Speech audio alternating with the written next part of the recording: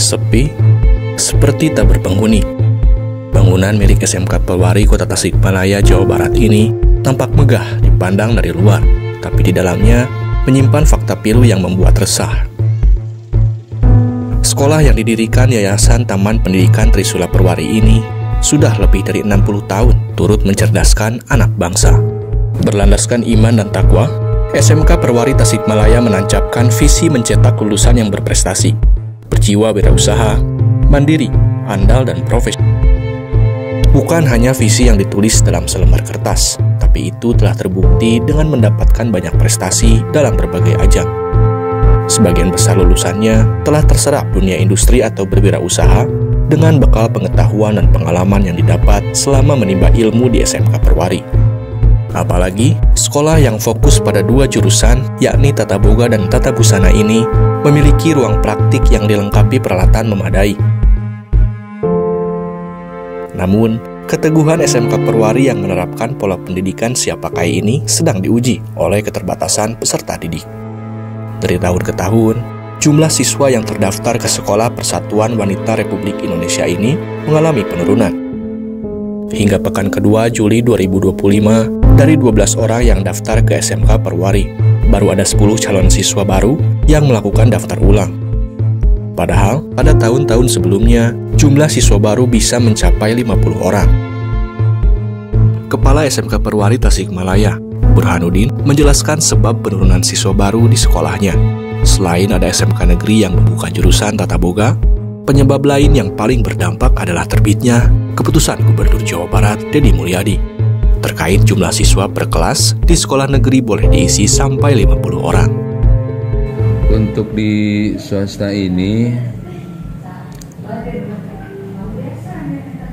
dengan adanya jumlah rombel ya, jadi biasanya sebelum ada penambahan rombel, jumlah siswa yang daftar ke sini khususnya di SMK Perwari ya alhamdulillah lumayan, tapi ya setelah ada penambahan rombel, ada pengurangan, bahkan yang biasanya jumlahnya lebih dari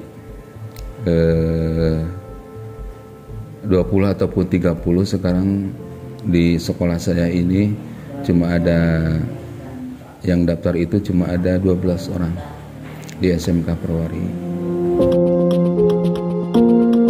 Jika calon murid baru yang melakukan daftar ulang tidak bertambah, maka jumlah siswa SMK Perwari di tahun ajaran 2025-2026 hanya 10 orang.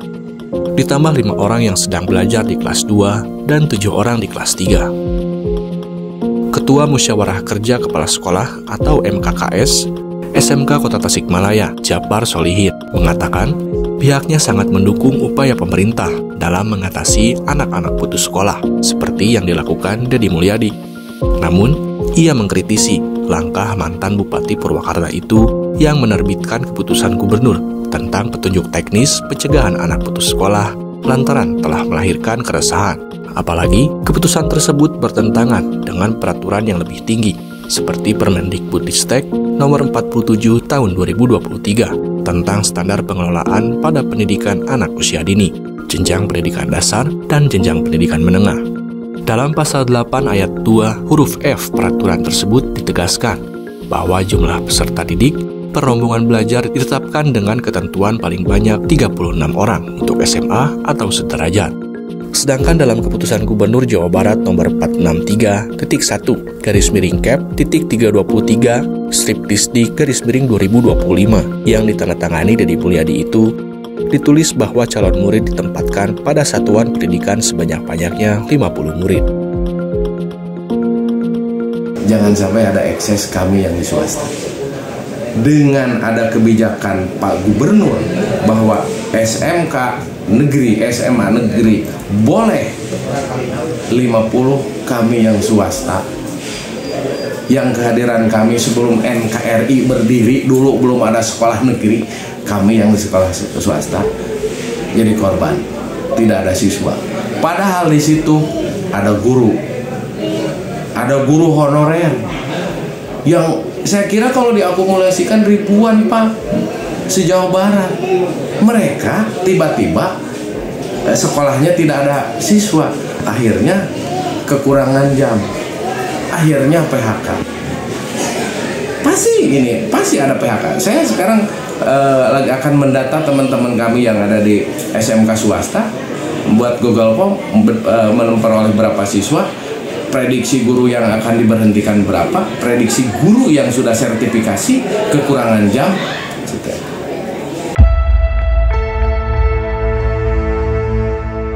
Japar memaparkan, selain melabrak peraturan Mendikbudristek dan membuat sekolah swasta bangkrut, sehingga para guru honorer terancam di PHK, keputusan Deddy Mulyadi soal penambahan jumlah siswa dalam satu rombel itu bakal mengorbankan para siswa. Pasalnya, pada umumnya ukuran kelas di sekolah-sekolah Indonesia dirancang untuk menampung 36 siswa. Jika jumlahnya lebih dari itu, apalagi sampai 50 orang, maka proses mengajar belajar tidak akan efektif. Dan itu akan bermuara pada menurunnya kualitas pendidikan. Japar menyebutkan, dampak dari diterbitkannya keputusan Gubernur Jawa Barat soal penambahan jumlah siswa dalam satu rombel telah dirasakan langsung oleh sekolah-sekolah swasta.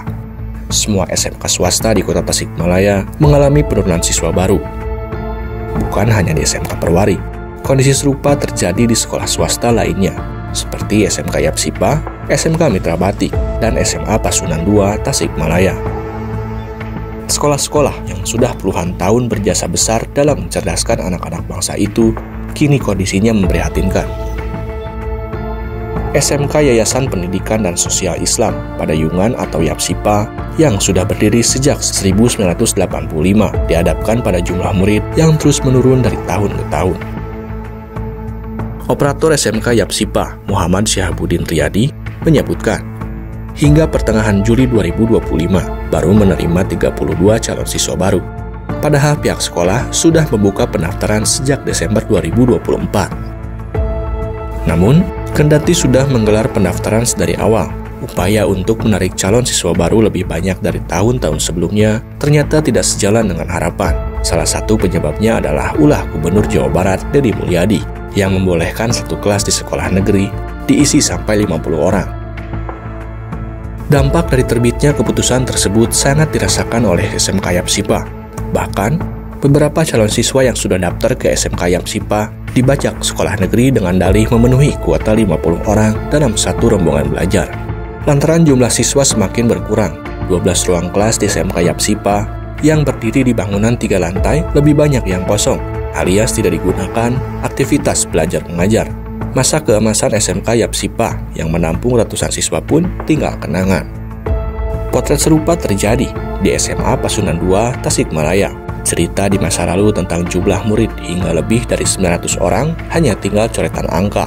Sampai pertengahan Juli 2025, sekolah yang berdiri sejak 1986 ini baru menerima 8 calon siswa baru. Kepala SMA Pasurunan II Tasikmalaya, Darus Daruspan, berharap agar jumlah siswa baru tahun ini akan bertambah dengan membuka masa pendaftaran sampai dengan Agustus. Namun hal itu diakui berat lantaran banyak sebab. Setelah dipukul ambruk oleh sistem zonasi dan berdirinya sekolah-sekolah negeri baru, keputusan Gubernur Jawa Barat tentang pencegahan anak putus sekolah membuat kondisi SMA Pasurunan II Tasikmalaya semakin terpuruk. Dari 22 kelas yang dulu terisi penuh oleh siswa, kini yang dipakai belajar hanya beberapa ruang. Saat ini, jumlah siswa kelas 3 di SMA Pasurunan II Tasikmalaya tercatat 23 orang. Kelas 2 ada 21 siswa, dan calon siswa baru hingga 14 Juli 2025 baru 8 orang.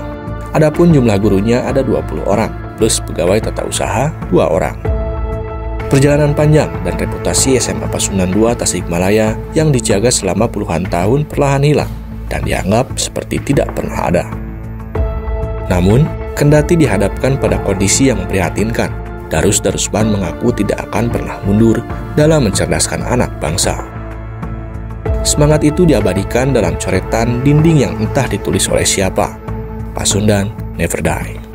Coretan dinding itu seperti tameng harapan yang menjaga SMA Pasurunan II Tasikmalaya tetap hidup dikala sekolah swasta lain sudah tutup usia. Ada beberapa sekolah di Kota Tasikmalaya yang menghentikan kegiatan belajar untuk selamanya lantaran jumlah siswa baru semakin berkurang. Salah satunya SMK Priwatas yang berlokasi di Jalan Jenderal Ahmad Yani. Sekolah yang berdiri sejak tahun 1974 ini menghentikan kegiatan belajar sejak 2023 dan puluhan siswa yang belum menamatkan belajarnya dialihkan ke sekolah lain. Selain SMK Priwatas, SMK Pasundan 2 Tasikmalaya, SMA Siliwangi yang berada di Jalan Sapta Marga pun sudah tutup buku sejak lama. Ruang-ruang kelas yang dulu dijadikan tempat belajar mengajar tampak kosong tak terawat. Di bagian depan masih terpajang visi misi sekolah yang sudah lapuk tapi masih terbaca jelas. Sedangkan di area halaman yang biasa dipakai untuk upacara, kini berdiri bangunan baru yang digunakan sebagai satuan pelayanan pemenuhan gizi atau dapur untuk makan bergizi gratis.